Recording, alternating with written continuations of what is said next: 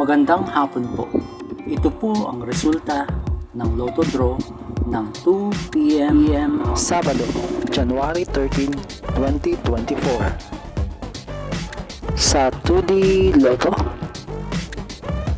29, 20 in exact order.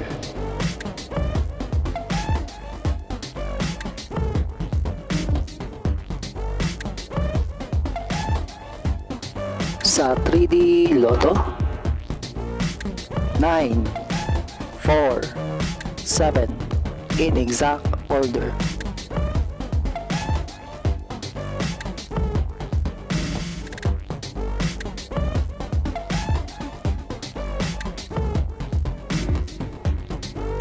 Ito po ang mga paalala sa mga Lotto winners at paraan kung papaano makuha ang napanalunan. Ito po ang mga paalala sa mga Lotto winners at paraan kung papaano makuha ang napanalunan. See you again later at 5 p.m.